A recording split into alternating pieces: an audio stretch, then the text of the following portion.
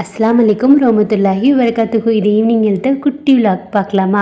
6 மணி ஆயிடுச்சு. எப்பயும் போல் ஒரு அடுப்பில் டீயை போட்டுட்டு பாத்திரம்லாம் இருந்துச்சு, அதை வாஷ் பண்ணி வச்சுருக்கேன். இப்போ துணி காய போடுற வேலை அந்த மாதிரி வேலையெல்லாம் செய்வேல, அதை தான் செய்ய போகிறேன். அப்புறம் கொஞ்சம் கொஞ்சம் கொஸ்டினுக்கு ஆன்சர் பண்ணிடுறேன். அந்த டப்பா கண்ணாடியான்னு ஒரு சிஸ்டர் கேட்டிருந்தாங்க. கண்ணாடியில் சிஸ்டர், பிளாஸ்டிக்கு 3 வந்துட்டு 50 ரூபான்னு வாங்கினது. அப்புறம் இந்த துணி காய போடுறதில் அந்த ஸ்டாண்டை பற்றி ஒரு சிஸ்டர் 2 மெசேஜ் பண்ணிட்டாங்க. மறந்து போயிடுச்சு ரிப்ளை பண்ணுறதுக்கு. இப்போ ரிப்ளை பண்ணிடுறேன். அந்த ஸ்டாண்ட் பார்த்தீங்கன்னா 2000 ருபீஸு. நான் வாங்கல, என்னோடய அண்ணன் வந்துட்டு எனக்கு வாங்கி கொடுத்தாங்க.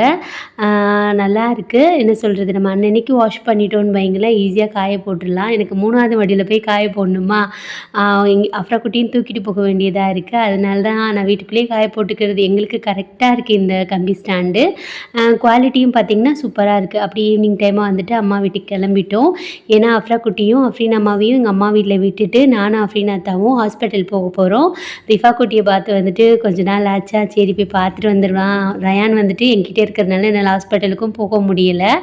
இன்றைக்கி சின்னம்மா பார்த்துட்டு இருந்தாங்க ரயானை. அதனால் நான் வந்துட்டு கிளம்பிட்டேன். நானும் அஃப்ரீனத்தாவும் ஹாஸ்பிட்டல்ன்றனால குழந்தைங்கள கூப்பிட்டு போக வேணான்னு சொல்லிட்டு வீட்டிலே விட்டுட்டு வந்துட்டோம். எக்மோர் ஹாஸ்பிட்டலில் தான் இருந்தேன். அங்கே போய் பாப்பாவை பார்த்துட்டு கொஞ்சம் நேரம் அவள் கூட இருந்துட்டு, தங்கச்சி வந்துட்டு ஹாஸ்பிட்டலில் இருந்தால் சின்னம்மா வீட்டுக்கு வந்துட்டாங்க. ஹாஸ்பிட்டல் வாசல்லே பார்த்திங்கன்னா அது மாதிரி நிறையா கடை போட்டிருந்தாங்க. பாப்பாவை அப்படியே ஒரு ரவுண்ட் கூட்டிகிட்டு வந்தாச்சு.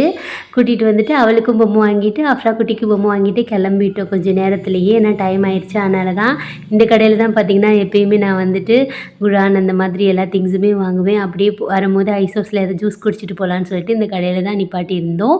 ஐசோஸ் பள்ளி இருக்கும்ல, அதுக்கு ஆப்போசிட்டில் தான் இருந்துச்சு. ஜூஸோட ப்ரைஸுமே பார்த்திங்கன்னா கொஞ்சம் கம்மியாக தான் இருந்துச்சு. டேஸ்ட்டுமே நல்லா இருந்துச்சு. நான் ரோஸ் மில்க் குடித்தேன். ஆப்பிள் ஜூஸ் கேட்டாங்க, எவ்வளோ பெரிய கிளாஸில் கொடுத்துட்டாங்க பாருங்களேன். அதை ஃபுல்லாக குடிச்சிட்டு கிளம்பியாச்சு. பக்கத்துலேயே பீஸா அந்த மாதிரி நம்ம நிறையா ஆஃபர்லாம் போட்டிருந்தாங்க. அப்படியே நம்ம வீட்டுக்கு வந்துவிட்டோம்.